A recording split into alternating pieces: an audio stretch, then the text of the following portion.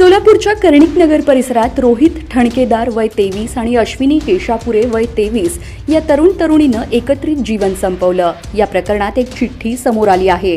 त्या चिठ्ठीतून अश्विनीचं आदित्य नावाच्या एका मुलावर प्रेम होतं।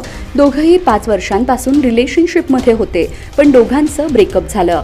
यानंतर आदित्य नैना नावाच्या एका दुसऱ्या मुलीसोबत रिलेशनशिपमध्ये आला। यामुळे अश्विनी दुःखी होती। यातूनच तिने आयुष्य संपवण्याचा निर्णय घेतल्याचा उल्लेख असल्याचं समोर येत आहे। त्या चिठ्ठीमध्ये काय लिहिलं होतं ते पाहूयात। आम्ही दोघं बहीण भाऊ आहोत, आई मुलगा आहोत।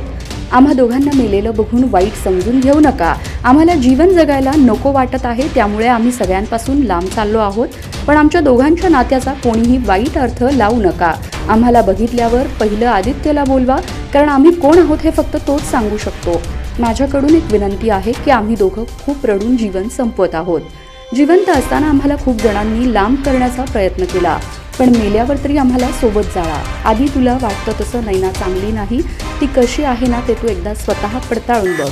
त्या दिवशी भांडण झालं ना, त्या भांडणात आम्ही जे बोललो ते खरं होतं, ते तुला नंतर कळेल। बेस्ट ऑफ लक आधी फॉर युअर फ्युचर। तसंच माझ्या मम्मी पप्पाला सांगा की मी जीवनाला कंटाळून गेले, जगण्याची इच्छा मेली होती। विवो फोनमध्ये रेकॉर्डिंग आहेत, ते फक्त पोलीस ऐका आणि त्या मुलीला बोलवून विचारा। आमच्या मरण्याचं कारण पण तीच आहे, कारण तिनं मला आणि आदीला लांब केलं स्वतःच्या स्वार्थासाठी। आदी जाता जाता लास्ट टाइम तुला एकदा सांगते, आदी सत्य कडू असतं, एवढं लक्षात ठेव। मी मेल्यावरही तुला विसरू शकणार नाही। जमलं तर माझ्या माथ्यावर कुंकू लावून जा। पप्पा मम्मी मी मरत आहे, कारण मी जगून पण तुम्हाला प्रॉब्लेमच आहे। मेले तर तुम्हाला जरा बरं वाटेल। माझ्या घरचे आणि आदीची यात काहीच चूक नाही। दरम्यान या चिठ्ठीमुळे या प्रकरणाला वेगळं वळण मिळालं आहे। याबाबत अधिक तपास पोलीस करत आहेत।